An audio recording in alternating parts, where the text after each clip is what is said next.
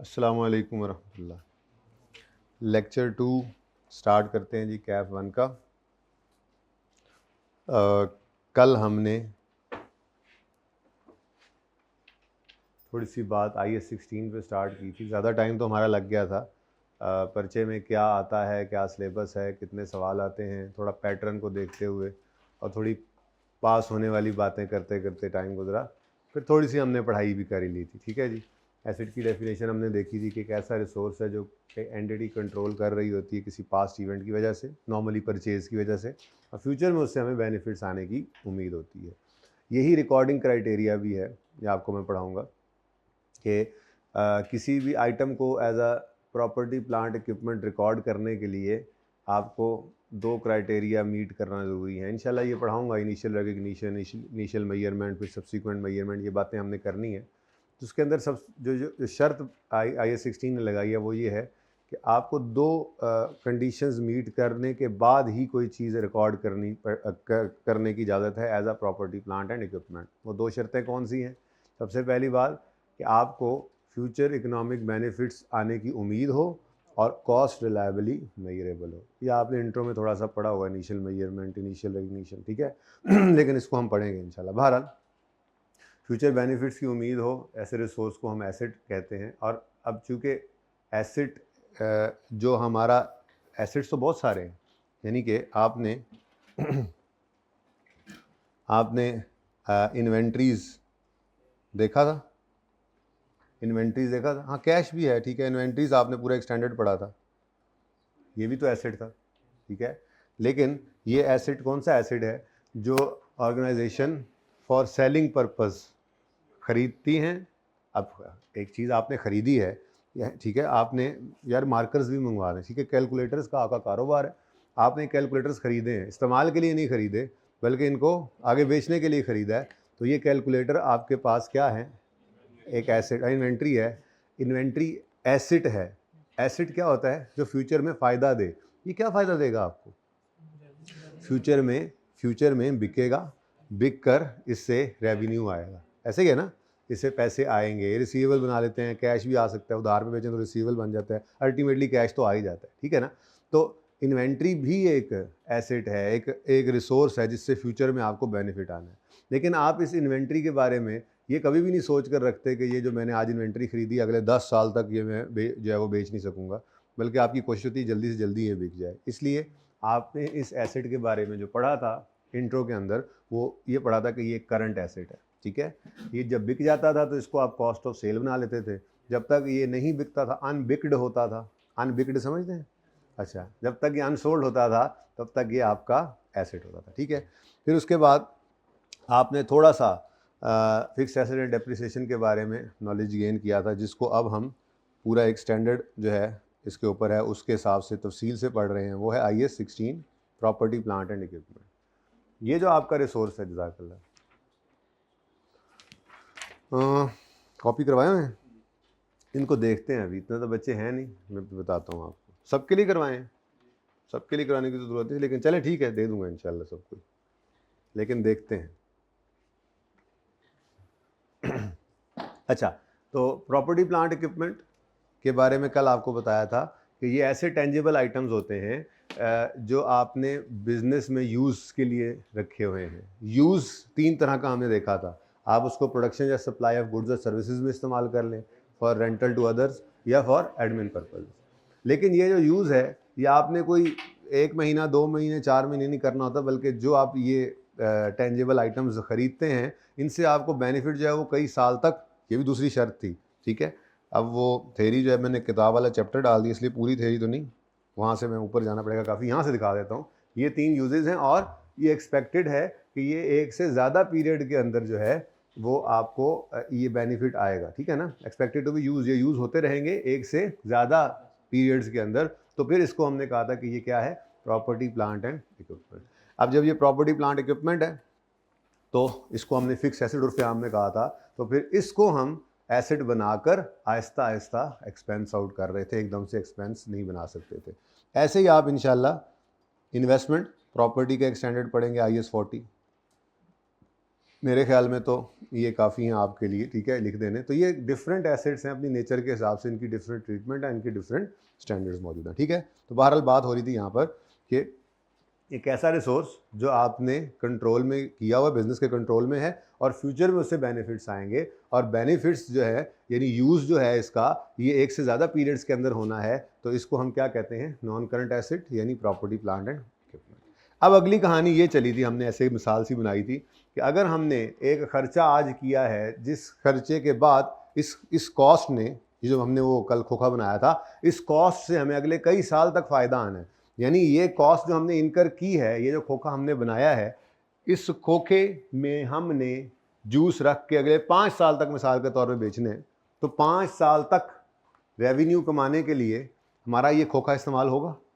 तो ये जितनी कॉस्ट है इसकी, ये भी फिर 5 साल के ऊपर ही डिस्ट्रीब्यूट होनी चाहिए। इसी को मैचिंग कॉन्सेप्ट कहते हैं। तो इसी वजह से हमारा डेप्रिसिएशन का कॉन्सेप्ट आया था।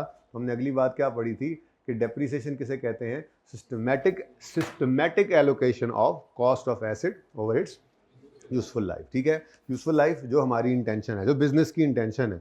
ज़रूरी नहीं कि ये खोखा 5 साल बाद एकदम से धड़म करके गिर जाएगा, लेकिन हमने ये प्लान किया हुआ है कि 5 साल बाद फिर हम इसको जो है वो गिरा देंगे और इसकी जगह हम दुकान बना लेंगे।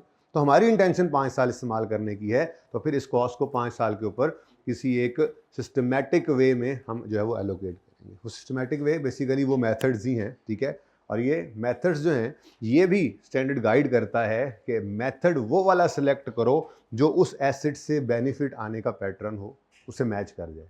जैसे बिल्डिंग की नॉर्मली जो नेचर है वो इस तरह की होती है कि बिल्डिंग हर साल बराबर फ़ायदा देने के लिए तैयार है, ठीक है ना। हमारा ये जो कैपेसिटी थी हमारी इस दुकान की, इस कियोस्क की, खोखे की, ठीक है, इस दुकान की, इस कियोस्क की जो कैपेसिटी है वो उतनी ही है, वो हर साल उतनी ही कैपेसिटी रखता है। हम अपने हिसाब से कम ज़्यादा यूज़ कर रहे हैं, तो इसमें एसेट का कोई कसूर नहीं है। तो बिल्डिंग की नेचर नॉर्मली ऐसे होती है कि वो हर साल बराबर फ़ायदा देने के लिए तैयार है। तो फिर मेथड ऑफ डेप्शन भी ऐसा इस्तेमाल करो जिसमें हर साल एक्सपेंस बराबर आए। वो कौन सा मेथड है, स्ट्रेट लाइन। अच्छा, मशीनरी जो होती है, प्लांट मशीनरी, नॉर्मली इनसे आने वाला फ़ायदा जो है वो डिक्रीजिंग ट्रेंड पे होता है। मशीन जब नई होती है तो ज़्यादा फ़ायदा दे रही होती है, ज़्यादा प्रोडक्शन, ज़्यादा यूनिट्स बना रहे हैं, क्वालिटी सही है, अच्छी है, वेयर एंड टियर कम है। और जैसे जैसे उस प्लांट की, उस मशीनरी की लाइफ आगे बढ़ती जाती है, उसकी प्रोडक्टिविटी, एफिशिएंसी, आउटपुट कम होती चली जाती है।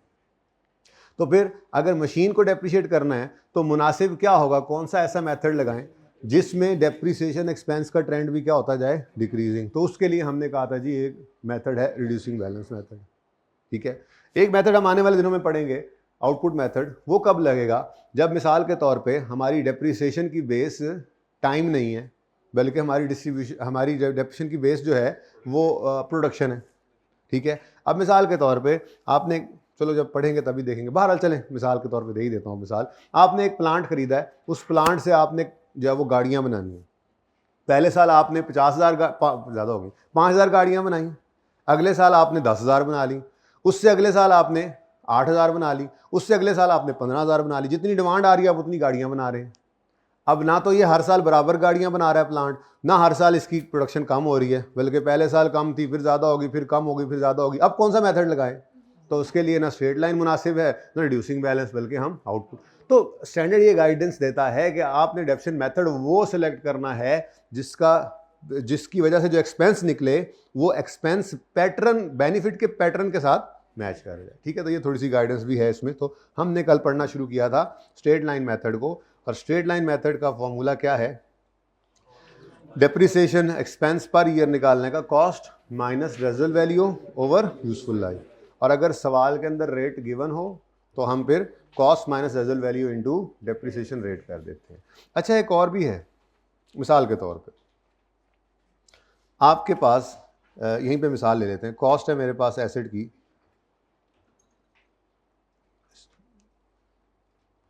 कॉस्ट है एसेट की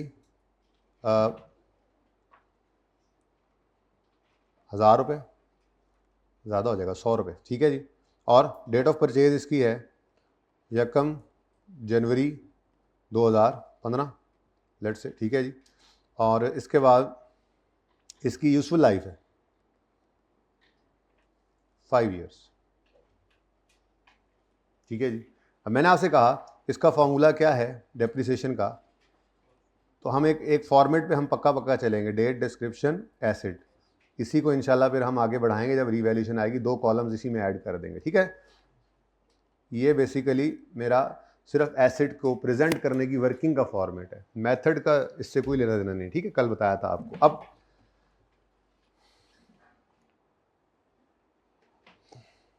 अच्छा, अब मैं आपसे कह रहा हूँ कि जी फॉर्मूला है इसका, आप 1 जनवरी 15 को यहाँ पर कॉस्ट लिख लें 100 रुपये, और उसके बाद ईयर एंड पे जाकर आपने डेप्रिसिएशन करनी है। तो डेप्रिसिएशन का फॉर्मूला क्या है जी, कॉस्ट माइनस रेजुअल वैल्यू, है कोई नहीं, लिखने की जरूरत नहीं, लेकिन चलो अभी लिख दिया, ओवर यूजफुल लाइफ, ठीक है जी। कितना आता है 20। अब कल मैंने आपको जाते थे ये बात की थी कि आप इस फॉर्मूला को ऐसे भी कर सकते हैं कि आप cost minus residual value into rate कर दें। अब इस सवाल के अंदर रेट गिवन नहीं है, ज़रूरत नहीं है, वैसे स्ट्रेट लाइन में ज़रूरत नहीं है रेट की, लेकिन अगर आप रेट निकालना चाहें तो निकल सकता है, बहुत सिंपल है, ठीक है। जैसे मिसाल के तौर पे मैं कहूँ कि जी एसिड की लाइफ जो है वो, एसिड की यूजफुल लाइफ जो है, पेन फिर ठंडा हो गया, तीसरी क्लास तक सही हो गया था, एसी की वजह से हुए।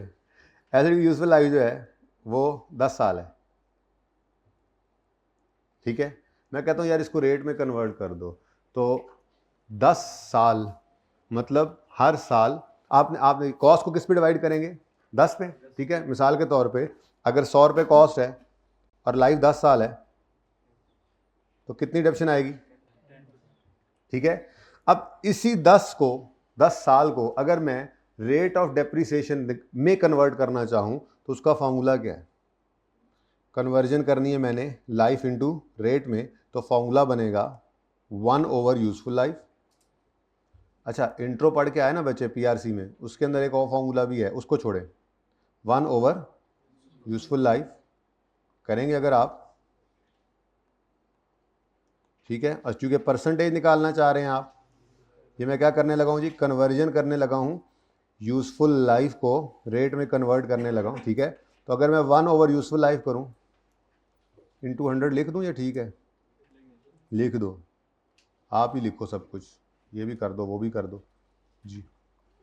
1 ओवर 10 इंटू 100 क्या आता है जी आंसर जी, 10%। तो इसका मतलब अगर यूजफुल लाइफ 10 साल है तो रेट 10% है, बात एक ही होगी। मिसाल के तौर पे ये 100 था, 10% करें तो भी आंसर क्या आता है, 1/10 है ना, 10%, 100 में से 10, 100 में से 10 तो वही 10% भी बनता है। अच्छा, अब इसको हमारे वाले सवाल के अंदर अप्लाई करें तो 5 साल है लाइफ, अगर लाइफ 5 साल है, अब एक फॉर्मूला मिल गया, आप करी जाए उसको, 1 ओवर 5 इंटू 100, क्या आंसर आएगा, 20%। चेक करते हैं, क्या ख्याल है, 100 इंटू 20% करें तो एक ही बात है। तो स्ट्रेट लाइन मेथड के अंदर तो ये सहूलत हमें मिल गई, ये रिड्यूसिंग बैलेंस में नहीं चलेगी, स्ट्रेट लाइन में सिर्फ चलेगी, ठीक है। अच्छा, अब 2-4 और भी ऐसी लाइफ्स ले लेते हैं, ये कहीं ना कहीं काम आ जाता है आपके सवाल के अंदर। आपको रीवैल्यूएशन के सवाल कर रहे होंगे, बड़े बड़े सवाल होंगे, उनमें आपको लाइफ रिक्वायर्ड होती है, आपने रिमेनिंग लाइफ निकालनी होती है आफ्टर रिवैल्यूएशन ना। अब सवाल के अंदर आपको मिसाल के तौर पे वो परसेंटेज ऑफ डेप्रिसिएशन दे देगा, लाइफ ओरिजिनल वाली नहीं देगा, तो आपको हो सकता है लाइफ से रेट पे जाना पड़ जाए। अभी तो मैं रेट से लाइफ पे नहीं, लाइफ से रेट पे जाना पड़े, वही कर रहे हैं, लाइफ से रेट पे जाना पड़ सकता है, आपको पता होना चाहिए ना कैसे कैसे कैसे जाते हैं, ठीक है। अच्छा, उसके बाद कोई और एग्जांपल ले लें, कितने कितने ईयर्स लेने हैं जी, 20 ईयर्स ले लें। अगर एक एसिड की यूजफुल लाइफ 20 ईयर्स है तो डिवाइड बाय 20 कर देंगे स्ट्रेट लाइन मेथड में, तब भी ठीक है। और अगर आप कहें नहीं जी मुझे तो रेट चाहिए, तो क्या करेंगे, 1 ओवर जी 5%, काफ़ी है मेरे ख्याल से, समझ आ गई है। अच्छा, अगर सवाल में रेट गिवन हो स्ट्रेट लाइन मेथड में और उससे लाइफ पे जाना हो तो क्या करेंगे,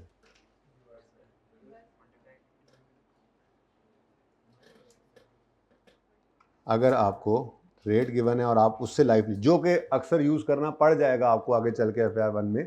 मैं जो कह रहा हूँ ना कि आपको लाइफ चाहिए होगी, ठीक है। सवाल में रेट गिवन होगा, आपको लाइफ चाहिए होगी क्योंकि आपने उसको यूज़ करके रिमेनिंग लाइफ निकालनी है जो आगे इस्तेमाल होनी होगी आपके सवालों में। तो आप कैसे निकालेंगे, आप इस रेट को 1 से डिवाइड कर दें, तो 1 ओवर रेट, ठीक है जी। अच्छा, अब ये जो रेट आपने डिवाइड करना है ये डेसिमल के अंदर कर लेना है, ठीक है ना। इसके अंदर आपने 1 ओवर डेसिमल लिख कर रेट कर देना। कैसे, 1 ओवर 0.1, 1 ओवर लिख नहीं रहा 0.1 जी। तो बताएं जी यूज़फुल लाइफ कितनी बनेगी। वापस आ गए ना उधर, मैंने 10 छुपा दिया, ठीक है। सवाल के अंदर ये दोनों में से कोई काम। अच्छा, वैसे नॉर्मली लाइफ गिवन हो तो हम रेट की तरफ जाते नहीं हैं, बस ठीक है लाइफ ही यूज़ कर लेते हैं स्ट्रेट लाइन के अंदर। मुसीबत क्या है, कॉस्ट ओवर लाइफ करके, ठीक है ना। लेकिन ये काम करना पड़ सकता है, पता होना चाहिए। ये 10 ईयर्स, यानी सवाल में अगर आपको उसने लाइफ नहीं दी और डेप्थ रेट स्ट्रेट लाइन का 10% दिया हुआ है और आपको लाइफ की ज़रूरत है, तो आप 1 मिनट में निकाल सकते हैं 1 ओवर रेट करके, ठीक है। चेक करते हैं, 20% अगर सवाल में गिवन है तो उसको आप क्या करेंगे, 1 ओवर 0.2, आंसर देखा 5 पे पहुंच गया ना वापस। 1 ओवर 0.05 जी, बोलें जी क्या आंसर आता है, 20 ईयर्स तो सही आ गए, ठीक है जी। तो ये हमने क्या किया है जी, ये हमने कन्वर्ट किया है। मैं इसके ऊपर लिख दूं हेडिंग कि हमने किया क्या है, हमने किया जी conversion of useful life into rate and vice versa. लेकिन इंपॉर्टेंट थिंग इज ये सिर्फ कहाँ पर मुमकिन है, ये स्ट्रेट लाइन में। रिड्यूसिंग बैलेंस आप पढ़ के आए हैं बचपन में, उसका अपना फॉर्मूला होता है, ठीक है जी। अच्छा, मैं बार बार कह रहा हूँ बच्चे चूँकि इंट्रो में पढ़ के आए हैं इसको, एक फार्मूला इसमें भी मुश्किल सा है। वो फार्मूला असल में मुश्किल फार्मूला इसमें क्या है, डेप्रीशिएबल अमाउंट को डिवाइड करते हैं बुक वैल्यू से और वहाँ से रेट निकाल रहे होते हैं। लेकिन मैं ना इसको ज़रा डिफ्रेंशिएट करना चाह रहा हूँ, ठीक है। स्ट्रेट लाइन के अंदर मैं इसी को ही यूज़ किया करूँगा क्योंकि स्ट्रेट लाइन में मैंने एक चीज़ कांस्टेंट कर दी है। जब आप इंट्रो के अंदर वो मुश्किल वाले फार्मूला से रेट निकालते थे ना, तो उसमें चूंकि रेजिडुअल वैल्यू को भी आप इनबिल्ड कर लेते हैं, तो फिर स्ट्रेट लाइन मेथड से डेप्रिसिएशन निकालते हुए जब रेट आप यूज़ कर रहे होते हैं तो आप कॉस्ट पर ही रेट लगा देते हैं, फिर माइनस रेजिडुअल वैल्यू नहीं करते। लेकिन मैं ना दो मेथड्स को ज़रा डिफरेंट रखना चाह रहा हूँ, स्ट्रेट लाइन को इस तरह से, रिड्यूसिंग बैलेंस को दूसरी तरह से। तो इसलिए मैं उस फार्मूला की तरफ नहीं जा रहा, एंड पे जाके आपको बता दूंगा फार्मूला शॉर्टकट के लिए अगर कोई कभी ज़रूरत पड़े तो। लेकिन फिलहाल आप समझें कि वो फार्मूला बिल्कुल ठीक है जो आपने इंट्रो में पढ़ा, लेकिन फिलहाल वो नहीं है, ठीक है। ताकि मैं स्ट्रेट लाइन और रिड्यूसिंग बैलेंस को ज़रा अच्छे से याद करवा लूँ आपको कि स्ट्रेट लाइन में आपने इस तरह से करना है, ये काम है, और रिड्यूसिंग बैलेंस में इस तरह से ये काम है। जिससे भी मैंने स्ट्रेट लाइन में आपको ये याद करवा दिया है कि स्ट्रेट लाइन मेथड के अंदर कॉस्ट माइनस रेजिडुअल वैल्यू हम लाजमी करेंगे, ठीक है ना। अब लाइफ के वक्त करें और रेट के वक्त ना करें तो कंफ्यूजन ना हो जाए, मैंने इसलिए वो वाला फॉर्मूला अभी आपके सामने ओपन नहीं किया। IAS 16 पूरा हो जाएगा, या हो सकता है आखिरी क्लासेस में जाके मैं आपको फॉर्मूला बोल दूंगा, कहीं यूज़ करना पड़ जाए MCQ में कहीं पे। हालांकि अभी तक FAR 1 में कभी यूज़ वो हुआ नहीं है, पर फिर भी करवा दूंगा। लेकिन अभी मैं क्या चाह रहा हूँ, स्ट्रेट लाइन और रिड्यूसिंग बैलेंस ज़रा दूर दूर से फ़र्क कर सके, हम पक्के पक्के याद हो जाए। क्योंकि रिड्यूसिंग बैलेंस के अंदर हम जो फॉर्मूला लगाएंगे रेट निकालने के लिए, उसमें रेजिडुअल वैल्यू इनबिल्ट करेंगे और उसमें कॉस्ट पर ही रेट लगाएंगे। इंशाल्लाह कल बात करेंगे इसके ऊपर, अब उसको ना सोचे ज़्यादा, ठीक है ना। तो इसलिए फिर आपको फ़र्क रहे कि स्ट्रेट लाइन में कॉस्ट माइनस रेजिडुअल वैल्यू करते हैं, रिड्यूसिंग बैलेंस में नहीं करते। ये मैंने इसलिए इस फॉर्मूला को अपने सामने रखा है, दूसरा नहीं है। तो समझने थोड़ी देर के लिए समझे, है ही नहीं, वैसे है, इंटर में पढ़ के आए हैं ना, इसलिए मैं बार बार कह रहा हूँ, है किताब में भी लिखा हुआ, आपको किताब मिलेगी ना, 1-2 दिन में किताब आ जाएगी इंशाल्लाह, उसमें भी लिखा हुआ है। लेकिन फिलहाल नहीं है, फिलहाल सादा बात, स्ट्रेट लाइन मेथड का फॉर्मूला क्या है, इसके अलावा दुनिया में और कोई फॉर्मूला नहीं स्ट्रेट लाइन का। थोड़ी देर के लिए ऐसे ही चले, ठीक है ना। तो स्ट्रेट लाइन का फॉर्मूला क्या है, cost minus residual value over useful life, या cost minus residual value into rate. अब अगर आपको लाइफ गिवन है, रेट निकालना है, रेट गिवन है, लाइफ निकालनी है, तो उसका सादा सा फॉर्मूला है आपके सामने ये, ठीक है। लाइफ से रेट में आना है, अगर रेट से लाइफ में आना है तो ठीक है, गॉट इट। हाँ हो सकती है, नहीं मतलब क्या, यूजफुल लाइफ मंथ्स में आपने ईयरली डेप्थ से निकालनी होती है ना। 36 महीने दिए होंगे तो 12 3 36 3 साल हो गए। 5.6 ईयर्स नॉर्मली लाइफ होती नहीं है। हाँ, आपकी किसी साल के अंदर पूरा साल लाइफ आपने यूज़ नहीं किया तो वो आप फ्रैक्शन लगाते हैं, जैसे मैंने कल बताया था, आज एक आधा सवाल भी कर लेते हैं, ठीक है। बाकी कोई मसला नहीं, अगर आपकी 5.5 ईयर्स लाइफ है तो आप 1/5.5 कर दोगे, मसला क्या है उसमें। पर नॉर्मली ऐसा होता नहीं है। हाँ, आगे चल के इस तरह से ज़रूर होगा, जब रिमेनिंग लाइफ निकालेंगे, mid of the year revaluation होगी तो रिमेनिंग लाइफ जो है वो इस तरह से हो सकती है कि आपका 1.5 साल गुजरा था और अब 7.5 साल बाकी हैं, जैसे मिसाल, ऐसा हो सकता है। अब फिलहाल ज़रा सिंपल रखें चीज़ों को, ठीक है जी। कोई मसला? कोई मसला यहाँ तक? कोई मसला? क्यों नहीं है कोई मसला? चले, तो ये समझ आ गई जी बात, ये दोनों मेथड, ठीक है। अभी इसको नहीं छेड़ना, आज हम इसी को आगे बढ़ाते हैं। इसमें आपको सवाल कराता हूँ एक, फिर एक आपसे करवाता हूँ सवाल, और फिर अगर ज़ौक भी हुआ, टाइम भी हुआ, तो शायद हम डिस्पोजल की तरफ मूव कर सकें, मे भी ना भी करें, ठीक है। सही है, तो तैयार है? आपको छोटे छोटे सवाल होमवर्क में दिए थे, ये तो करने ही नहीं चाहिए वैसे, लेकिन चलो अब क्या कर सकते हैं। वैसे मेरे पास किताब में इसके आंसर्स मौजूद हैं, पहले 6, 7, 8, 9 और 10, 11, 12 के भी हैं। 11, 12 तो आपकी किताब मैंने डाले ही नहीं थे, ठीक है। तो मैंने आज आपको ये सवाल करवाना है वैसे, लेकिन ज़रा क्विकली ऐसा करते हैं कि एक आधा सवाल करके बाकी फिर, क्योंकि यहाँ पर जो आंसर है, ठीक है, फॉर्मेट पे डाला हो, ठीक है जी। आपको सिर्फ 5 सवाल दिए थे, ओके, ठीक है, ठीक, बहुत अच्छी बात। चले, आतिफ ने परचेजा है एक व्हीकल, उसकी कॉस्ट है 1 जनवरी 8 पर 50,000, लाइफ है उसकी 4 साल, कैलकुलेट करो डेप्शन for 4 year using straight line method. आसान सवाल है, आगे चलते हैं। फॉर असल में ना, इसलिए मैं ये 1-2 सवाल कराना चाह रहा हूँ कि जो सोल्यूशन है ना, इसका सोल्यूशन, उसमें सिर्फ डेप्शन निकली हुई है, क्योंकि रिक्वायरमेंट ही सिर्फ डेप्शन है, और ये बिल्कुल सही है, इससे ज़्यादा काम करने की ज़रूरत नहीं है। लेकिन मैंने आपको एक आदत डाली तो नहीं, अभी डालना शुरू किया ये आदत, कि वो फॉर्मेट के ऊपर वर्किंग को लेके आए, इसलिए मैं आपको 1-2 सवाल करवाऊंगा। डेप्रीसिएशन एक्सपेंस यही निकलेगा उनमें भी, हमारा भी यही निकलेगा, ठीक है। लेकिन हमने उस फॉर्मेट में डालना है ताकि आपको उस वर्किंग की अब आदत पड़े। जिस मर्जी मेथड के अंदर हो, हमारी वो वर्किंग होगी जिसमें हमने कॉस्ट में से डेप्शन माइनस करके बुक वैल्यू निकालनी है और फिर डेप्शन माइनस करके बुक वैल्यू निकालनी है। उस वर्किंग के फॉर्मेट के ऊपर चलना है, वरना जो रिक्वायरमेंट है उस हिसाब से ये बिल्कुल सही है, आंसर सोल्यूशन लिखा हुआ है, ठीक है। बहरहाल चलें देखते हैं।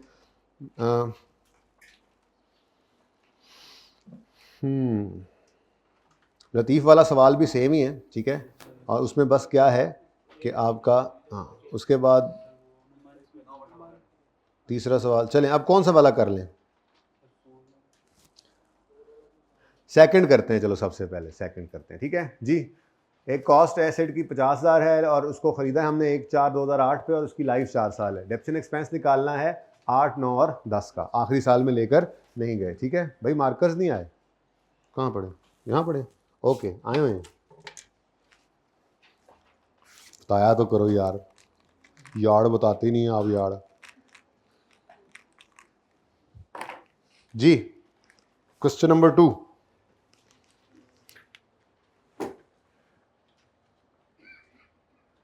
डेट, डिस्क्रिप्शन, पर्चे में लिखने की कोई ज़रूरत नहीं है। अच्छा, पर्चे के अंदर देखो ना, आप रिक्वायरमेंट के हिसाब से, हम बड़े हो जाएंगे तो रिक्वायरमेंट के हिसाब से ही चला करेंगे। तो रिक्वायरमेंट का डेप्शन एक्सपेंस है तो ये वर्किंग करने की शायद आपको ज़रूरत ही नहीं होगी, लेकिन फ़िलहाल नहीं, फ़िलहाल तो सारी चीज़ें खोल खोल कर बयान करनी है आपने, और कुछ आदतें फ़िलहाल डाल लें हम, ठीक है। और ऐसे, और इसी के अंदर, इसी टॉपिक में ही इंशाल्लाह जब कोई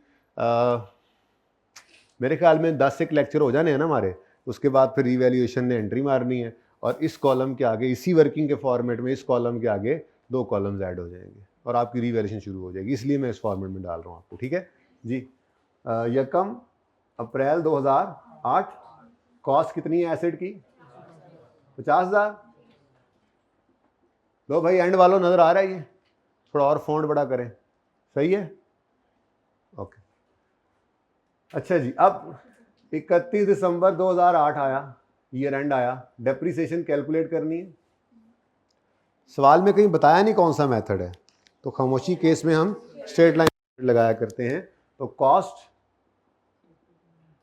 रेजल वैल्यू है जी, चलो याद रखने के लिए लिख लेता हूँ, फिलहाल पर्चे में लिखने की जरूरत नहीं, डिवाइड बाय यूजफुल लाइफ। अच्छा, अब ये क्या निकाल के देगा आपको? 1 साल की डेप्रीसिएशन। ये 1 साल की ये तो 1 साल की निकालेगा ना डेप्रिसिएशन, लेकिन हम 1 साल की डेप्रिसिएशन इस वक्त चार्ज नहीं कर सकते इस साल में। क्यों? वजह क्या? क्योंकि पूरा साल हमने ये एसेट इस्तेमाल ही नहीं। डेप्रिसिएशन की जो बचपन में साथीज़ा कराम सबसे पहले आपको डेफिनेशन पढ़ाते हैं ना सिखाने के लिए, हमने तो टेक्निकल डेफिनेशन पढ़ ली ना। शुरू में आपको ये कहा जाता है कि डेप्रिसिएशन क्या है, एसेट की वैल्यू में कमी due to use, due to इस्तेमाल, एसेट की वैल्यू में कमी। तो इस्तेमाल जितना हुआ है उतना ही डेप्रिशिएट करेंगे ना। अब इस साल पूरा साल इस्तेमाल ही नहीं हुआ तो पूरा साल डेप्रिशिएट कैसे कर सकते हैं? ठीक है, तो ये 50,000/4 आंसर क्या आता है इसका 12,500। ये 12,500 डेप्रिसिएशन है पर ईयर, पूरे साल की। अच्छा देखो, है तो इंट्रो, लेकिन बीच बीच में ना आपको छोटी छोटी चीज़ें जो है मैंने सिखानी है। जैसे मैं अभी आपको इस सवाल में, हालांकि बहुत इजी सवाल है, बनता नहीं है, लेकिन फिर भी मैं एक्सट्रैक्ट्स की तरफ यहीं से ले जाऊंगा, ठीक है ना। तो एक्सट्रैक्ट्स बनाना हमने सीखने हैं। असल में तो इनकम स्टेटमेंट बैलेंस शीट नहीं आती, अब वो एक्सट्रैक्ट्स ही मांगता है, रेलेवेंट एक्सट्रैक्ट्स मांगता है आपसे FAR 1 में, फिर FAR 2 में पूरी इनकम स्टेटमेंट बैलेंस शीट दोबारा आती है, ठीक है। तो बहरहाल ध्यान से देखते रहना है, गैर महसूस तरीके से FAR 1 की चीज़ें भी इसी के अंदर ही चल रही होंगी जो आपकी रिवीजन चल रही है। बाकी एक आध दिन में डिस्पोजल पे तो हमने चले ही जाना है, फिर तो भूल ही जाएंगे हम, फिर तो बस इंट्रो आपके दिमाग में चलेगी, डेबिट हो रहा है, क्रेडिट हो रहा है, बस ये चीज़ें, बाकी तो फिर कहानी आगे चली जाएगी, ठीक है जी। कितना आता है? 12,500। लेकिन ये 12,500 पूरे साल की डेप्रिसिएशन है, हम पूरे साल इस एसेट को इस्तेमाल नहीं करें तो डेप्रिसिएशन भी चार्ज PNL के अंदर डेप्रिसिएशन एक्सपेंस जाना है, वो 12,500 नहीं जा सकता, क्योंकि PNL for the year ended 2008 होता है और पूरे साल के अंदर 12,500 की डेप्रिसिएशन चार्ज नहीं कर सकते। अब क्या करें, मैंने आपको कहा था कि 12,500 जो है ये क्या है, पूरे साल की डेप्रिसिएशन। इसको अगर डिवाइड कर दें 12 से तो पर मंथ हो जाएगी। अब इस साल कितने महीने इस्तेमाल किया? 9 मंथ्स, तो इंटू 9 कर देंगे तो आंसर आ जाएगा। अब ये इस तरह करने की बजाय हम इसका हल क्या रखते हैं, ये फ्रैक्शन हम यहाँ पे 9/12 करके यूँ काम चला लेते हैं, ठीक है। कितना आंसर आता है? 9375 जी, 40। अच्छा, अब स्ट्रेट लाइन मेथड है ना, तो उसमें बुक वैल्यू को कुछ नहीं कहना आपने। बुक वैल्यू डेप्रिसिएशन कैलकुलेट करने के लिए बुक वैल्यू ने यूज नहीं होना। कितना था, सॉरी बता दें दोबारा? 40625। क्योंकि स्ट्रेट लाइन मेथड का फॉर्मूला क्या लिखवाया आपको? Cost minus residual. कॉस्ट को यूज करना है हर साल में, जो सा मर्जी साल है एसेट की लाइफ का, डेप्रिसिएशन एक्सपेंस की कैलकुलेशन के लिए यूज किसे करना है? कॉस्ट। लाइफ को डिवाइड करना है या रेट को मल्टीप्लाई करना है तो किससे करना है? कॉस्ट से, चाहे जो सा मर्जी साल है एसेट की लाइफ का, ठीक है भाई। यार एक दो मार्कर्स है, उन्हें को सही करके दे दूँ, सही मजा नहीं आ रहा, चस नहीं आ रही, चस नहीं आ रही, समझते हैं बात? नहीं समझ? आओ मार्कर यूज करके देखो, पता लगेगा, तंग हो रहा हूँ जी। बेटा 31 दिसंबर 2008 पर ये बुक वैल्यू आ गई। बुक वैल्यू, इसको कैरिंग वैल्यू भी कहते हैं, कैरिंग अमाउंट भी कहते हैं, रिटर्न डाउन वैल्यू भी कहते हैं। लिखना मत ऐसी बातें, फिर बाद में अच्छा कसम से ऐसे सवाल भी पूछते हैं बच्चे आके, सर ये कैरिंग वैल्यू क्या होती है? मतलब कोई ऐसा मसला नहीं, सवाल पूछने में कोई मसला नहीं, लेकिन मैं तो सिर्फ ये बताना चाह रहा हूँ कि ऐसी छोटी बात भी बताई जाती है क्लास में, तो जो ऐसी बात हो नहीं लगे भूल जाएगी, वो लिख लेनी चाहिए, ठीक है। तो book value, carrying amount, carrying value, return down value, ये सब book value, carrying value, return down value, carrying amount. अभी CA BV दूर दूर है, अच्छा चलें, तो खैर सॉरी यार डस्टर किधर है? इतने सादे लोग हैं ना, समझ ही नहीं आई बात की इनको। अच्छा नेक्स्ट, अगला साल आया जी, 31 दिसंबर 2009 वाला साल है। अब डेप्रिसिएशन एक्सपेंस निकालना है, स्ट्रेट लाइन मेथड, हर साल डेप्रिसिएशन बराबर होनी है, तो उसका दूसरा मतलब ये है हर साल फॉर्मूला सेम रहना है, ठीक है। पर्चे में लिखने की जरूरत नहीं है इसको, सिर्फ आपको डायरेक्ट 12,500 लिख देना चाहिए था। खैर चले, हम फिलहाल तो लिखेंगे कॉस्ट माइनस रेजिडुअल वैल्यू हर साल डिवाइड बाय 4 इंटू 9/12। अब नहीं करना, 2009 वाला साल है, पूरा साल ये एसेट इस्तेमाल हुआ, तो 12,500, 28,125। अच्छा, उसके बाद 31 दिसंबर 2000, मार्कस का बोला है जी आपने, बोल दें एजाज भाई को जी। डेप्रीसिएशन जानबूझ के लिखी जा रहा हूँ मैं, हर दफ़ा ज़रूरत नहीं थी। 50,000 कुछ याद करवा रहा हूँ ना आपको, गैर महसूस तरीके से ये चीज़ें याद हो रही है कि स्ट्रेट लाइन मेथड की खसूसियत है हर साल डेप्शन बराबर आनी है। अच्छा, पहला सवाल करते तो हर साल बराबर 12,500 ही होनी थी मेरे ख्याल में, हर साल बराबर थी। इसमें भी डेप्रीसिएशन एक्सपेंस हर साल बराबर ही आना है। पहले साल में मुसीबत ये रही कि पूरा साल हमने इस्तेमाल नहीं किया था। ठीक है जी, 12,000 बुक वैल्यू, 15,000। अच्छा, कितने कौन कौन से साल के और कौन अगले साल की भी है डेप्रीसिएशन में? नहीं मांगी हुई तो मैं मांग लेता हूं आपसे। 31 दिसंबर 2011 की डेप्शन भी निकालो, चल ही पड़े हैं तो अब चलते जाए। 50,000 डिवाइड बाय 4 जी, 12,500, 3,100। अब बड़ा मसला आ रहा है यार, ये क्या हुआ? 4 साल गुजर गए और अभी भी एसिड पड़ा है। ऐसा नहीं है, आपके फाइनेंशियल 4 साल पूरे हुए हैं, एसिड की लाइफ के अभी 4 साल पूरे नहीं हुए। एसिड की लाइफ में 9 महीने गुजरे हैं, फिर 1 2 3, यानी 3 साल 9 महीने गुजरे हैं अभी। ऐसे ही है कि ऐसी है ना? अच्छा, और लाइफ कितनी है? यानी अभी इस एसिड की लाइफ के 3 महीने बाकी हैं। तो आखिरी साल में इसको सिर्फ 3 महीने डेप्रिशिएट करेंगे तो ये फुली डेप्रिशिएट हो जाएगा, इसकी बुक वैल्यू 0 हो जाएगी। ठीक है, अगले साल सिर्फ 3 महीने। चेक कर लो, मैं लेकर नहीं जाना चाह रहा क्योंकि मैंने फुली डेप्रिशिएटेड एसिड को किसी और सवाल में फिर समझाना है आपको। ठीक है जी, वो पिछले में हो गया था ना, क्योंकि उसमें पूरा साल था, लेकिन इस साल में ये बच गया है। अच्छा चलो, अगर मिसाल के तौर पे आप डेप्रीसिएशन निकालते हो ना, चलो कर ही देते हैं यार। 31 दिसंबर 12 पर वाला साल है, 31 दिसंबर 12 वाला साल है, तो जब आप डेप्रीसिएशन करने चले डिवाइड बाय 4 तो पूरा 12,500 करोगे तो ये तो नेगेटिव एसिड बन जाएगा। 3,000 में से 12,000 निकला तो -9,000 का एसिड, माइनस में एसिड आ जाएगा। नेगेटिव एसिड का कोई कॉन्सेप्ट अकाउंटिंग में नहीं है। तो ये मैक्सिमम अब क्या कर सकते हैं आप, इसको 3 महीने डेप्रिशिएट कर सकते हैं और ये 3125 ही होना चाहिए और ये क्या हो जाएगा, फुल्ली डेप्रीशिएट हो जाएगा। ये एसिड क्या होता है जी?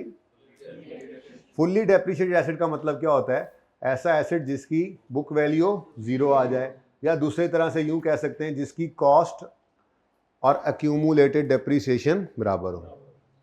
ओह, अक्यूमुलेशन तो निकालने नहीं सिखाई थी आपको। ओहो, अक्यूमुलेशन निकालने का तरीका क्या? कैलकुलेटर पकड़े 9375 plus 12,500 plus 12,500 plus 12,500 plus 3125, answer is 50,000। वाह, तो इतने लंबे तरीके से अक्यूमुलेशन निकालना कितना मुश्किल काम है, तो इसका एक आसान हल भी है। आपको बुक वैल्यू का फॉर्मूला आता है? बुक वैल्यू क्या होती है जी? कॉस्ट माइनस अक्यूमुलेटेड, ये फॉर्मूला है ना? याद है, कुछ इंट्रो में पढ़ा था? नहीं पढ़ा था उन्होंने भी अभी पढ़ ही लिया, कोई इतनी मुश्किल बात नहीं है। कॉस्ट में से जिस दिन खड़े हैं उस दिन तक की डेप्शन माइनस कर दें तो उस दिन की बुक वैल्यू आ जाएगी। ये जिस दिन की बुक वैल्यू चाहिए उस दिन तक की एक्यूमुलेशन माइनस करनी होती है। मिसाल के तौर पे मैं कहता हूं कि जी मुझे 31 दिसंबर 2011 की बुक वैल्यू चाहिए। ठीक है, तो 31 दिसंबर 2011 की बुक वैल्यू निकालने के लिए मुझे कॉस्ट में से माइनस करनी पड़ेगी डेप्शन 31 दिसंबर 2011 तक की।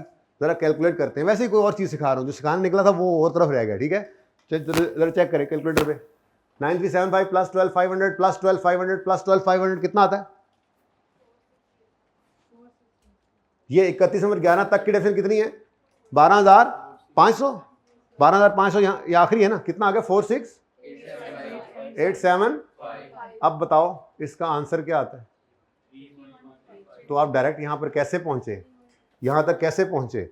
कॉस्ट में से आज तक की डेप्शन माइनस करके। लेकिन मैं ये नहीं सिखाने चला था, तो मैं वैसे बता रहा था कि बुक वैल्यू जिस दिन की चाहिए हो, कॉस्ट में से उस दिन तक की डेप्शन माइनस कर दो, उस दिन की बुक वैल्यू निकल आएगी। लेकिन मैं ये नहीं सिखाने चला था, ये तो आपको पता है।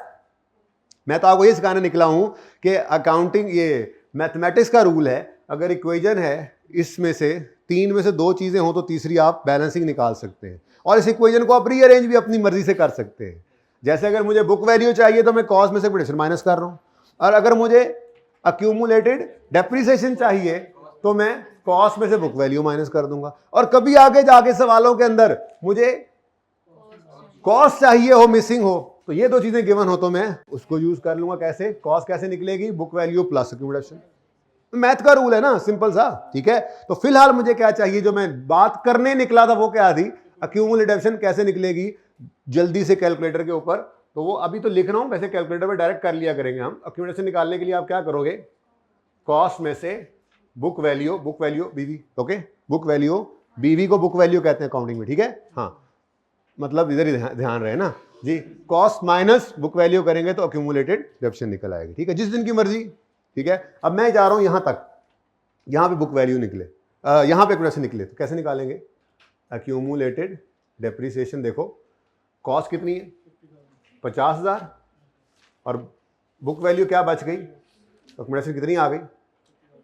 तो यही तो मैं मतलब कह रहा था कि फुली डेप्रिसिएटेड एसेट का मतलब क्या होता है, जिसकी कॉस्ट बराबर हो जाए अक्यूमुलेटेड डेप्रिसिएशन के, या जिसकी बुक वैल्यू 0 हो जाए।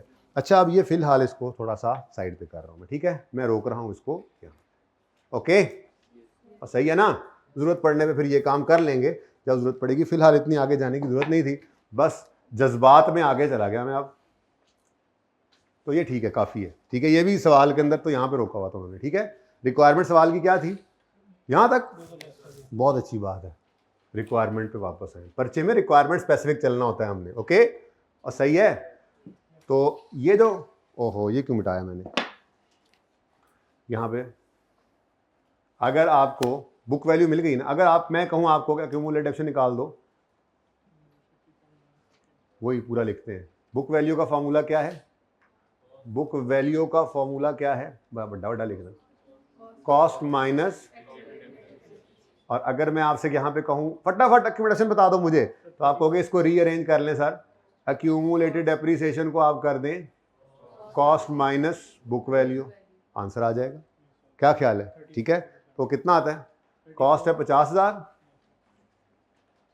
बुक वैल्यू है 15,625, 34, ये कभी जरूरत पड़ जाए तो आगे डिस्पोजल वगैरह में जरूरत पड़ा करेगी, तो यार ठीक है। तो ये अक्यूमुलेटेड डेप्रिसिएशन, ऊपर वाली अंग्रेजियां पर्चे में कभी भी नहीं लिखा करेंगे, ये तो सिर्फ आपके दिमाग में लिखी होनी चाहिए। आप तो डायरेक्ट ऐसे बस अक्यूमुलेटेड लिखेंगे और ब्रैकेट के अंदर ये वर्किंग शो कर देंगे, बस ये, वो तो सिर्फ आपको याद करवाना था कि ऐसे हुआ करता था बचपन में, ओके। ये डिब्बा नहीं ज़रूरत है आपको पर्चे में लिखने का, नीचे वाला काम बस कर देना, ओके, डन। तो ये भी रिक्वायर्ड नहीं था, लेकिन चूंकि तैयारियां चल रही हैं हमारी, हम आगे चल रहे हैं, आगे की तैयारियां कर रहे हैं, दुनिया में इंसान आगे की तैयारी करने आया है, ठीक है। तो जो मिल रहा है कॉन्सेप्ट वो करते जा रहे हैं डिस्कस। यहाँ तक कोई मसला तो नहीं। अच्छा, अब थोड़ी सी बात कर लें इस पर कि ये जो आपके सामने एसेट है, इससे रिलेटेड कौन सी चीज़ पीएनएल में जाती है और कौन सी चीज़ बैलेंस शीट में। ना मैंने जर्नल एंट्री की, ना मैंने लेजर बनाए, सब करना है, आज ही करना है। लेकिन मैं कहता हूँ इस वर्किंग को देख के हम डायरेक्ट करना सीखें, दिलेरी लेकर आएँ अपनी ज़िंदगियों में। तो बताएं जी, इस सिर्फ यही एक आपके सामने चीज़ है, इसके अलावा कोई चीज़ नहीं है बिजनेस के अंदर, आपने सिर्फ इसको प्रेजेंट करना है इनकम स्टेटमेंट और बैलेंस शीट में। तो बताएं इस सारी कहानी में से पीएनएल वाला आइटम क्या है। पीएनएल में क्या जाता है, एसेट्स लायबिलिटीज। पीएनएल में प्रॉफिट एंड लॉस में एसेट्स लायबिलिटीज जाते हैं ना, कैपिटल जाता है। हाँ फिर अच्छा, पीएनएल के अंदर इनकम्स और एक्सपेंसेस जाते हैं, और बैलेंस शीट के अंदर एसेट्स और लायबिलिटीज। अब इस सारी कहानी में से रेलेवेंट एक्सट्रैक्ट्स, देखो एक्सट्रैक्ट्स भी समझ लो आज क्या होते हैं। आपने पीएनएल बनाना सीखा था, पीएनएल में आप शुरू करते थे काम सेल्स से, लेस करते थे उसमें से कॉस्ट ऑफ सेल्स, वो पूरी डिटेल आप लिखते थे, चलो छोड़ो, ठीक है। जीपी डायरेक्ट आ गया, कॉस्ट ऑफ सेल समझे आप, ब्रैकेट में आपने कर लिया, वर्किंग में कर लिया, ठीक है। उसके बाद आप ऐड करते थे अदर इनकम, फिर लेस करते थे, आगे 1-2 लाइनें छोड़ देते थे आप, वहाँ पे आप लिख देते थे 1-2 अदर इनकम आ जाती थी, फिर लेस करते थे आप अदर एक्सपेंसेस और सारे जहान के ऑपरेटिंग एक्सपेंसेस कह दें, अदर एक्सपेंसेस कह दें, सेलिंग एडमिन कह दें, एक ही बात है, लिख कर कोई पाबंदी नहीं है ना आपको। FAR 2 में जाकर तो ये भी पाबंदी है कि इनके भी नाम है, मैं आपको समझाऊंगा यहाँ पे कि आप सेलिंग एडमिन फाइनेंस अदर ये 3-4 हेड्स के अलावा कहीं नहीं जा सकते। लेकिन इंट्रो में तो आपको खुली छुट्टी थी, एक्सपेंस लिख के, और सारे गाँव के एक्सपेंसेस यहीं पर लिखे होते थे हर नाम से। तो खैर बहरहाल ये आपका पूरा एक्सपेंसेस की कहानी आती गई और आप पहुंच गए यहाँ पर नेट प्रॉफिट। ठीक है, अब ये तो पूरा P&L है। ये तो पूरा P&L तब बन सकता है जब आपको पूरा ट्रायल गिवन हो, जैसे आपको इंट्रो के अंदर गिवन होता था और उसमें कोई एडजस्टमेंट्स करनी थी तो एडजस्टिंग एंट्री होती थी, और सारा कुछ करने के बाद आप इस तरह से P&L के ऊपर पहुंचते थे। अब मेरा सवाल, इस सिर्फ इतने डेटा को देखकर क्या आप ये पूरा P&L बना सकते हैं? ये बात समझिए बच्चे ना, बाद में ये पूछते हैं सर एक्सट्रैक्ट्स किसे कहते हैं? सर एक्सट्रैक्ट्स बनाने नहीं आते। हालांकि इससे आसान जिंदगी में कोई चीज़ ही नहीं आपको मिलेगी कि जो आपके सवाल से रेलेवेंट चीज़ है सिर्फ उसको दिखाना है P&L के अंदर क्या आ रहा है, उसका बैलेंस शीट में क्या आ रहा है। ठीक है, तो मुझे बताओ क्या ये पूरा P&L इस डेटा, इसके अलावा कोई और डेटा है नहीं इस सवाल में, क्या इस डेटा से ये पूरा P&L बन सकता है? अब मुझे बताओ इस पूरे डेटा से इस P&L के अंदर क्या चीज आनी है? सिर्फ एक चीज, डेप्रिसिएशन एक्सपेंस, जो अभी तक डेटा में, अगर सवाल के अंदर कल को हम डिस्पोजल करेंगे, उसमें डिस्पोजल पर एसेट के बिकने पर गेन लॉस भी आता है, तो गेन लॉस भी क्या है? गेन है तो इनकम, लॉस है तो एक्सपेंस, तो भी P&L का आइटम निकल आया। फिलहाल तो नहीं है। ठीक है, क्या सर्दी लग रही है भाई? हाँ हाँ यार, एसी तो मैंने आपको कहा भी था कि AC 26 में रखा करो, मौसम बदल रहा है बीमार ना कर देना इनको जी। तो आपके सवाल के सामने वाला सवाल जो है, इस डेटा से आपको सिर्फ एक चीज नजर आ रही है निकलती हुई, जो आपको अब P&L में आप लेके आ सकते हो, वो क्या है? Depreciation expense. एक्सपेंस कहां पे आएगा? यहां सेल्स के सामने लिखूंगा? नहीं, ये अदर एक्सपेंसेस के अंदर जो एक लंबी लिस्ट चल रही होती थी, यहां पर आप जब बनाया करते थे आप यूं लिखा करते थे डेप्रिसिएशन एक्सपेंस। मिसाल के तौर पर ये 2010 की अगर मैं बात करूं, 2010 के अंदर डेप्रिसिएशन एक्सपेंस कितना आएगा? 12,000। अब हम पागल नहीं हैं कि हम सारा P&L इस तरह से बनाएंगे और उसमें से ये लिखेंगे। सवाल हमसे क्या कहेगा? डेटा देकर कहेगा prepare relevant extracts of financial statements. तो हम ये सारा P&L नहीं बनाएंगे, बल्कि हम क्या करेंगे, ये देखो, मैं बिजनेस का नाम लिखूंगा, कंपनी नेम 8, 9, 10 है ना, 3 साल का बना के जी। कंपनी नेम आ जाएगा, इस सवाल में है नहीं मेरे पास। उसके बाद ये क्या है जी? प्रॉफिट एंड लॉस है। ये अभी तक प्रॉफिट एंड लॉस ही आपकी ज़िंदगी में, इंशाल्लाह इसमें OCI ऐड करेंगे तो ये फिर स्टेटमेंट ऑफ कम्प्रीहेंसिव इनकम बन जाएगी। पर वो करेंगे इंशाल्लाह 50 से 55 लेक्चर्स पे जब हम होंगे ना, जब मैं statement of change in equity का टॉपिक आपको पढ़ाऊँगा, तो फिर मैं आपका ये P&L पूरा करूँगा। P&L तो खैर आपका पूरा ही है, इसमें OCI ऐड करके स्टेटमेंट ऑफ कम्प्रीहेंसिव इनकम पूरी करूँगा, क्योंकि उससे पूरी कहानी जाके फिर समझ आती है जाके कि जब आपके OCI के आइटम भी निकल के स्टेटमेंट ऑफ इक्विटी में जाते हैं। तो तकरीबन 50 लेक्चर से जो ऊपर जाएंगे, 50-55 के आसपास हम ये टॉपिक कर रहे होते हैं, वहाँ पे इंशाल्लाह फिर जाके इसको हम मुकम्मल करेंगे। तो फिलहाल आपकी ज़िंदगी में P&L ही है, चलने दें इसको, बेहतरीन चल रहा है काम। ठीक है, तो P&L, लेकिन आगे ब्रैकेट में छोटा सा क्या लिख देंगे हम? एक्सट्रैक्ट्स। ठीक है जी, और P&L होता है जी फॉर द ईयर एंडेड। तो फॉर द ईयर एंडेड 31 दिसंबर, अब वो बार बार लिखना पड़ेगा, 31 दिसंबर, वैसे लिख दूँ ज़रा, 2010, 2009, 2000, ये भी ज़रा 10, 9 और 8 एंड वाला नज़र आ रहा है? ठीक है, अब बस ये थोड़ा सा ऐसे ही नाम पता लिखा है इसका। अब आगे सिर्फ क्या लिखना है? मेरे सवाल से रेलेवेंट सिर्फ एक चीज़ निकली है, डेप्रिसिएशन। तो मैं कोई और हेडिंग नहीं देनी, एक्सपेंसेस हैं, ये है, लटरम पटरम, बस इधर क्या लिखेंगे? Depreciation expense. जिस साल का उसने मांगा हुआ है उसी साल का ही बना दे। लेकिन मैं फिलहाल 3 साल की वर्किंग के 3 साल का बना रहा हूं। लेकिन इंपॉर्टेंट चीज इसमें क्या नजर आई है आपको? 8 इधर है, फिर 9 आ रहा है और फिर 10 आ रहा है। ये क्या चक्कर है? सबसे पहले क्या लिखा हमने? 2008, फिर 2009, क्योंकि आपने मोस्ट रिसेंट को सामने रखना होता है। ये IS1 की प्रेजेंटेशन है, IS1 की रिक्वायरमेंट है। कंपैरेटिव कहते हैं, 9 का कंपैरेटिव किसे कहते हैं? 10 को नहीं कहते। 9 का कंपैरेटिव किसे कहेंगे? 8 को। 10 का कंपैरेटिव किसे कहेंगे? तो पर्चे में इस तरह से रिक्वायरमेंट आया करेगी आपको, prepare relevant extracts for the year ended 2010 और ब्रैकेट में लिखा होगा इंक्लूडिंग कंपैरेटिव। तो उसका मतलब क्या है? 9, 8, 7, 6, 5, 4, 3, 2, 1। हाँ ना ना ना ना, अगर 10 मांगा है तो उसका कंपैरेटिव 9, अगर 9 मांगा है तो उसका कंपैरेटिव सिर्फ 8। तो फिलहाल तो मैं तीनों ही बना रहा हूं। ओके, अब बताओ जी, डेप्शन एक्सपेंस 2008 में कितना है? 9375। माइनस लिखना है तो लिख लो, नहीं भी लिखना तो एक्सपेंस लिखा होना काफी है। ठीक है,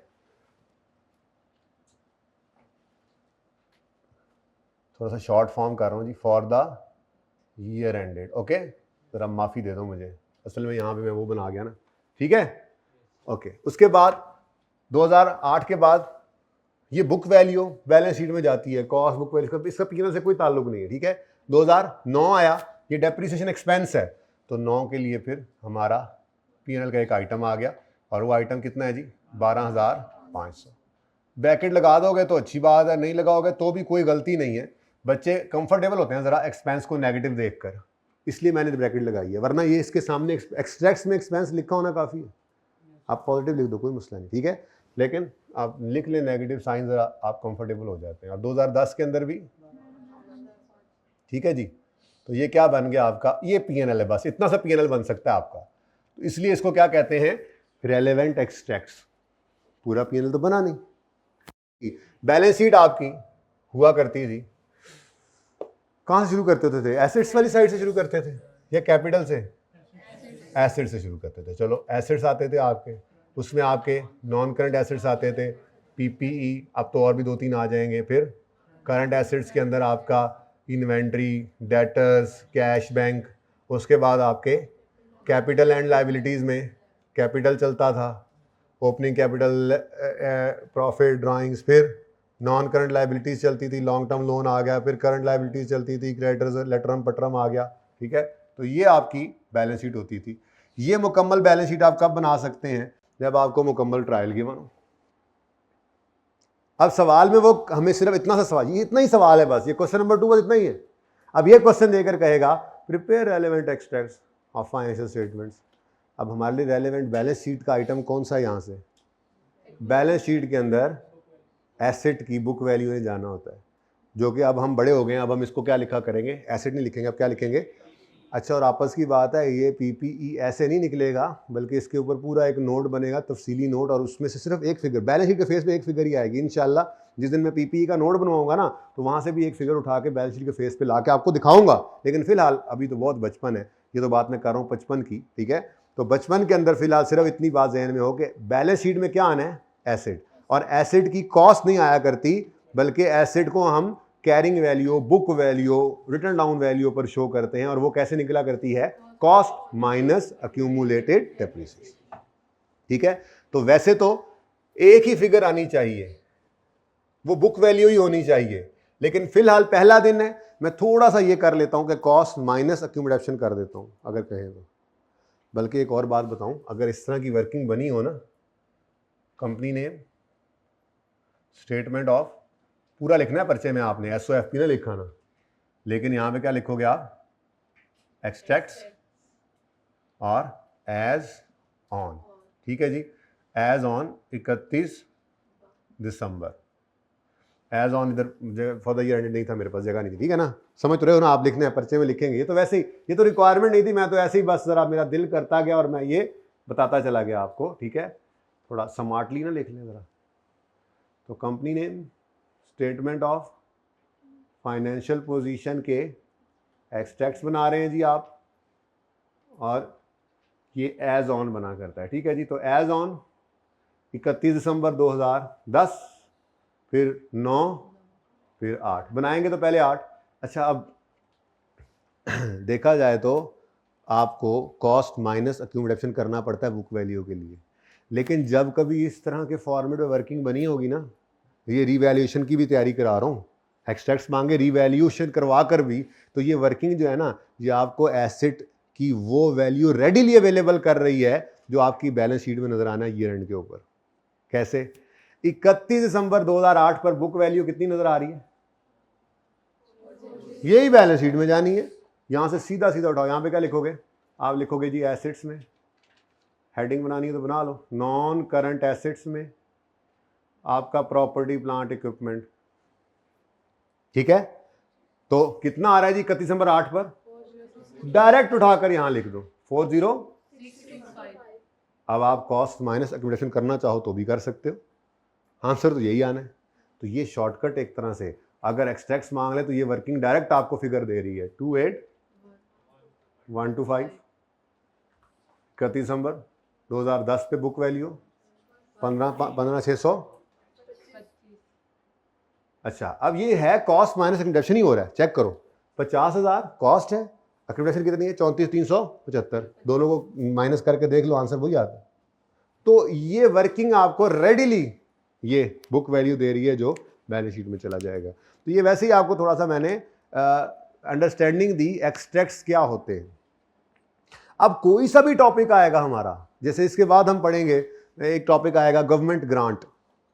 अब गवर्नमेंट ग्रांट इनकम है, ठीक है, और उसको सारे को इनकम में ना लेके जाए तो कुछ अरसा वो लायबिलिटी में रहता है। अब अगर ये सवाल आएगा तो वो कहे एक्सट्रैक्ट्स बनाओ, तो रेलेवेंट एक्सट्रैक्ट्स में क्या जाएगा? जो पीएनएल में जानी है इनकम, और जो बैलेंस शीट पड़ी होनी है लायबिलिटी। हम बोरिंग कॉस्ट का स्टैंडर्ड करेंगे, लोन आ रहा होगा उसमें हमने लोन लिया, उसको हमने बिल्डिंग में इस्तेमाल किया, कुछ एक्सपेंस एसेट में ऐड करना है, कुछ एक्सपेंस पीएनएल में एक्सपेंस आउट होना है, और लोन जो है वो बैलेंस शीट में नजर आना है। अब ये जो टॉपिक भी करेंगे ना, उस टॉपिक से रेलेवेंट आपने वो टॉपिक का जब कॉन्सेप्ट आपको तैयार हो गया तो एक्सट्रैक्ट सबसे आसान चीज है आपके सामने। सारा आपको इसकी सारी अंडरस्टैंडिंग है ये क्या है, तो आपके लिए कोई मसला नहीं है कि इसमें से आप देख सकें पीएनएल में क्या जाना है और बैलेंस शीट में क्या जाना है। ऐसे ही हर टॉपिक को पूरी अंडरस्टैंडिंग से जब आप पढ़ लेंगे तो फिर एक्सट्रैक्ट्स तो कोई मसला नहीं है। तो ये एक्सट्रैक्ट्स से मसला नहीं होना चाहिए आपको, बस मेरा ये टारगेट था आज के आधे घंटे की इस बहस का, ठीक है, सही है। चलो, तो एक्सट्रैक्ट्स की समझ आ गई? एक्सट्रैक्ट्स किसे कहते हैं? इसकी कोई जरूरत नहीं, वो रिक्वायरमेंट नहीं थी, माजरत चाहता हूं मैं, बस चलता चला गया, सवाल तो खत्म हो गया था। वो तो सवाल तो 4 लाइनों का है आंसर उसका, ठीक है, लेकिन हमने बहुत कुछ आज इसमें से सीख लिया, ठीक है, ओके। किधर न दूर पे हो पाए ना। अच्छा, अब ये जो है ना, आप Arif purchase vehicle, it's cost on यकम मई इज 70, लाइफ इज 5 साल, ये भी सेम है। Mister Atif has purchase an asset on 1/4/2004, residual value, अच्छा रेजिडुअल वैल्यू आ गई जी, फर्क सिर्फ क्या आ गया?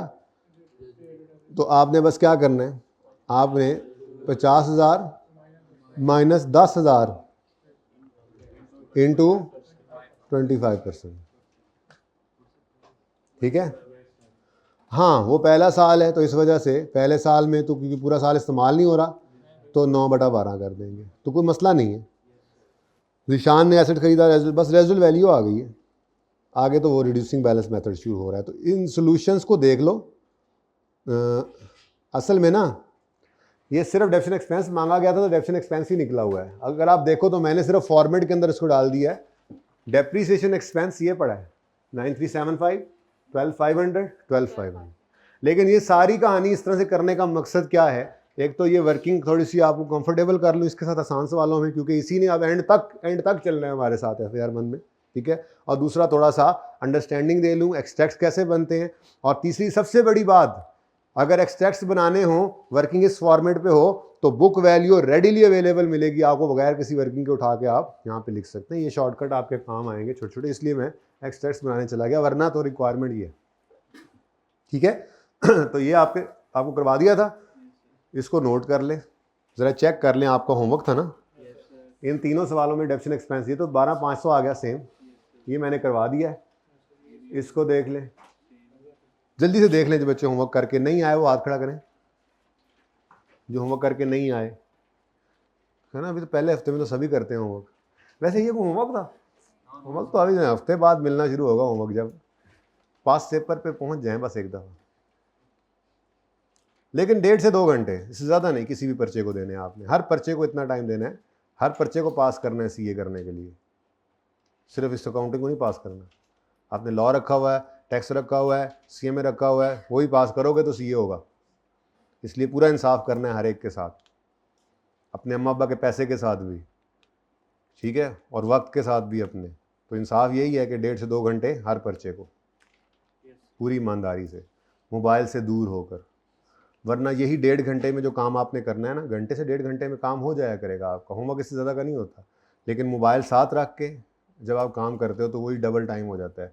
अब देखने वाले क्या कहते हैं, बच्चा सारा दिन पढ़ता रहता है, 8-8 घंटे आके पढ़ता रहता है, अब 8 घंटे प्रोडक्टिव 2-3 घंटे निकले। तो मोबाइल को सिर्फ पढ़ते हुए, मोबाइल यूज़ करो बेशक यार, लूडो खेलो, क्रिकेट खेलो, मोबाइल यूज़ करना है करो, लेकिन कब, जब होमवर्क कर चुको। तो घर जाओ, मोबाइल को ऑफ करके साइड पे रखो, और ऐसी जगह पे रखो जहाँ पे उठ के आपको उठाना पड़े। इंशाल्लाह नहीं उठाओगे 2-3 घंटे, क्योंकि सुस्त तो आप लोग हो ही, मैं भी आपकी तरह स्टूडेंट था, ठीक है। साथ वाले कमरे में रख के आ जाओ, नीचे बैठ के पढ़ना शुरू कर दो। हॉस्टल वाले जो, इंशाल्लाह नहीं जाओगे उठ के साथ वाले कमरे में। 2 दिन खाना नहीं खाते, उठ के जाना पड़े तो दरवाजे की तो देख रहे होते हैं, कोई निकले तो यार मेरे लिए भी 2 रोटियाँ लेके आएंगे। तो इंशाल्लाह नहीं उठेंगे आप लोग। मोबाइल दूर रखें अपने से, और कम टाइम में आप देखेंगे आप पढ़ लेंगे। आपको रोज़ाना 5 से 6 घंटे चाहिए, 3 पर्चे नॉर्मली बच्चों ने रखे होते हैं उसके लिए। क्लासेस के अलावा 5 से 6 घंटे, कोई इतना ज़्यादा टाइम नहीं है, वो कर लो। उसके बाद आप अपना करो एंजॉय, क्रिकेट खेलो, फुटबॉल खेलो, दोस्तों के साथ गपशप लगाओ, फिर टाइम है। और अगर आपने साथ मोबाइल रखा, साथ ये दोस्तों वाला काम भी किया, तो फिर ना खुदा ही मिलेगा, ज़रा शेर बदल लिया मैंने, ना खुदा ही मिलेगा ना विसाले सनम, ठीक है ना। तो कोशिश करेंगे इंशाल्लाह। हो गया ये सही आंसर? ये चौथा पांचवा भी देख लो, ऐसी नज़र मार लो। छठा भी है, अच्छा ओके।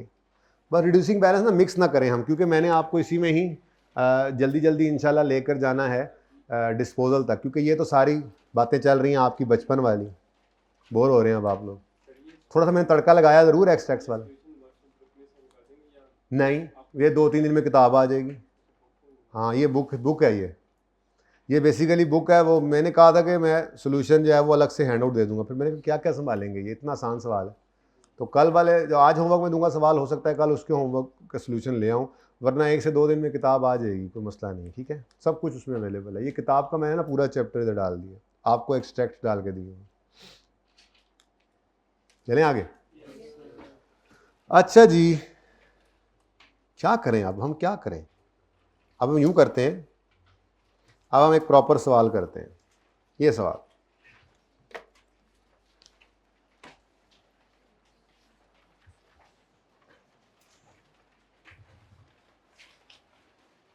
मिटा दूं? देख लो।